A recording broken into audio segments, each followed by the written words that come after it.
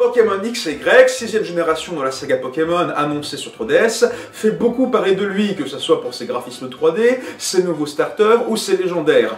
Mais le plus curieux, c'est qu'en voyant le trailer, tout semble indiquer que la nouvelle région du jeu s'inspire partiellement, si ce n'est complètement, de notre beau pays de France. Cocorico, allons enfants de la patrie, on est les champions, chantez ce que vous voulez. Enfin, moi, ce qui m'interpelle dans ce choix, c'est qu'on sait que les Japonais ont de gros fantasmes de la France romantique, et surtout de Paris, la ville d'élégance et de lumière.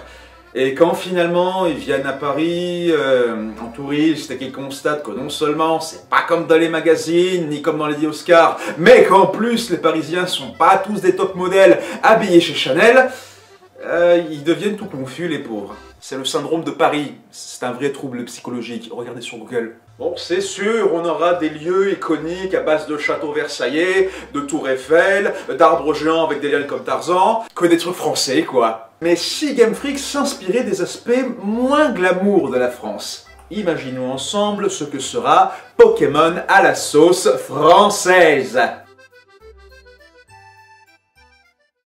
Dans Pokémon X et Y, la ville de départ sera directement Paris, et c'est là que tu découvres la première nouveauté du jeu. Non seulement il y a des rencontres Pokémon sauvages dans les hautes herbes, mais aussi en pleine rue. Sauf que 99% du temps, tu tombes que sur des pois chigeons.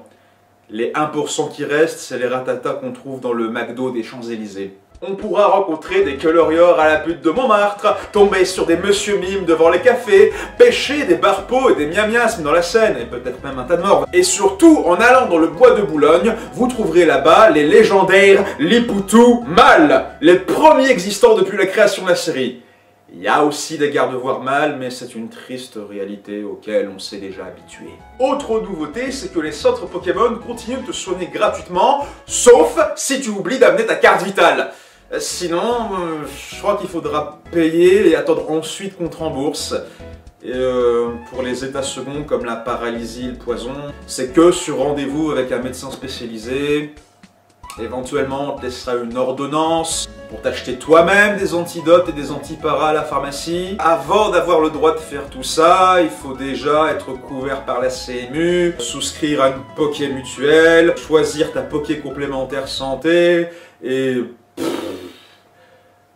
au final, tu ferais mieux de te soigner en faisant la sieste chez ta mère, c'est moins chiant en paperasse. Pour remplacer le Pokéwood des versions blanc 2 et noir 2, ils ont mis en place la Poké Nouvelle Vague. C'est pareil, tu dois faire un film avec tes Pokémon, sauf qu'à la place des super-héros et des robots géants, bah...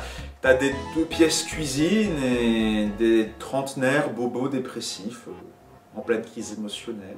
Et à la place de Zou et de Morgane, t'as Daniel Auteuil et Juliette Binoche. Et t'as pas le droit d'utiliser de Pokémon d'Unis parce que sinon ça fait trop blockbuster américain. Et ici on essaye de défendre l'exception culturelle française. Et si t'as de la chance, ton film sera réalisé par Jean-Luc Godard. Et si t'as pas de chance, il sera réalisé par Bruno Dumont.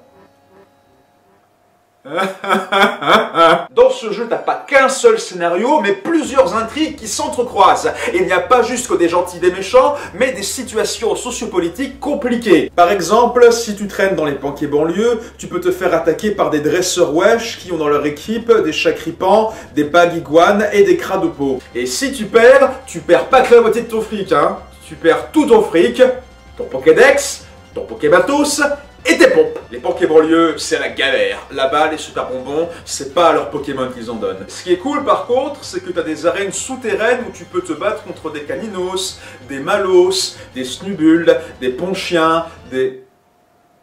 C'est curieux. J'avais jamais remarqué que dans ces caves, on se battait contre des chiens. Je me demande ce que ça veut dire. Mais ensuite, tu découvres que c'est que la surface des choses, qu'il y a des histoires de pauvreté, de racisme, d'isolation. C'est une première dans Pokémon tout ça. Et tout n'est pas noir et blanc, surtout quand tu apprends que des policiers s'amusent à courser des jeunes avec leurs arcanas. Et ça, c'est quand ils balancent pas des smogos avec gaz toxique dans les manifestations. Oui, parce que autre grande première dans ce jeu, tu es parfois mêlé à des manifestations. T'auras la CGT qui se mettra à gueuler dans la rue avec leur brouhaha et à bloquer la circulation avec leur ronflex. Alors ça, pour faire des blocades, il n'y a pas mieux qu'un ronflex. Il n'empêche que les patrons apprécient l'ironie que le Pokémon préféré des ouvriers syndiqués soit un gros type normal qui passe son temps à dormir et à bouffer des restes.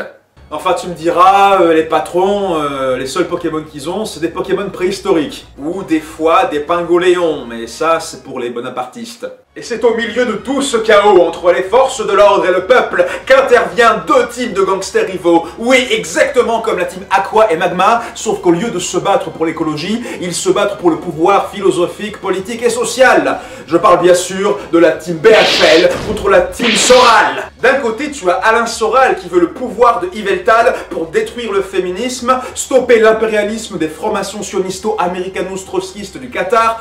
Oh, j'ai réussi à le dire du premier coup. Et capturer Dialga pour pouvoir voyager dans le temps et empêcher les Nations Unies de créer l'État d'Israël. De l'autre côté, tu as BHL qui veut le pouvoir de Xerneas afin d'intervenir directement dans les dictatures arabes sans l'accord de personne et utiliser le pouvoir du X pour censurer tous les Pokémon ressemblant à des caricatures racistes comme Ludicolo, caricature de Mexicain, Hariyama, caricature de Japonais et Hypnomade, caricature de Louis de Funès. Une caricature de Louis de Funès. Il n'a pas mérité ça, le pauvre. Ne m'envoyez pas en prison, s'il vous plaît. De plus, il pourra capturer Palkia pour modifier l'espace et fusionner tous les pays du monde en un seul et détruire le racisme et le fascisme. Bah oui, parce que comme aucun peuple ne sera unique et que toutes les cultures auront disparu, forcément, il n'y aura plus de racisme. La vache, mais en fait, les bobos altermondialistes, ils sont super dangereux. Il faut stopper SOS Racisme. On sait déjà que BHL va se battre avec un Solaroc et un Celeroc. Pourquoi donc? Parce que le jour et la nuit.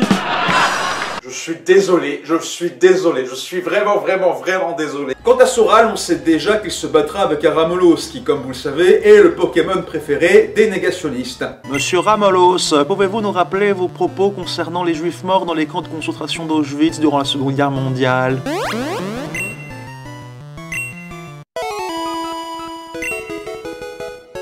Et il y aura plein d'autres options cool, il y en a tellement que ça va être dur de tous les lister, mais je vais vous en dire quand même quelques-uns. À la place des métros de combat de Pokémon Noir et Blanc, tu pourras utiliser les TGV de combat, que tu peux utiliser pour te battre et voyager. Sauf quand il pleut, quand il neige, quand il y a du vent, quand il y a un ronflex sur les rails, quand le conducteur s'est foulé le petit doigt.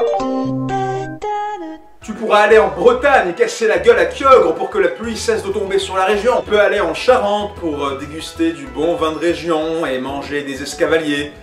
À moins que ce soit les escavaliers qui te mangent. Tu peux utiliser la CT-Vol pour emmerder les péages d'autoroute et les radars. Tu peux aller à la Japan Expo pour voir des filles cosplayées en Cinderella. Tu peux même aller à Marseille et rencontrer Roger Hanin et se battre contre son Colomar niveau 100. Et ensuite, à partir de là, faire du surf jusqu'en Corse pour combattre les séparatistes et leurs électrodes avec destruction et explosion. C'est une nouvelle région qui s'ouvre à vous. Faites le tour de France avec Pokémon! Et pensez à prendre Grenousse comme Pokémon de départ pour une expérience encore plus Frenchy. Car vous savez ce qu'on dit sur les Français. Ah oui, ils adorent manger des cuisses de greux. Se charge de clichés français. Cette vidéo va s'autodétruire. Non!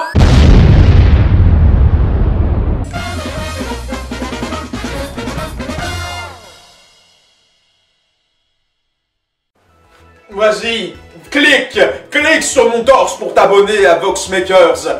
Clique pour t'abonner à notre nouvelle chaîne YouTube et suivre nos prochaines vidéos. Allez, vas-y, je sais que tu en as envie. N'aie pas peur, clique là. Je t'attends. Approche. Approche, galopin. Viens cliquer sur le torse du monsieur barbu.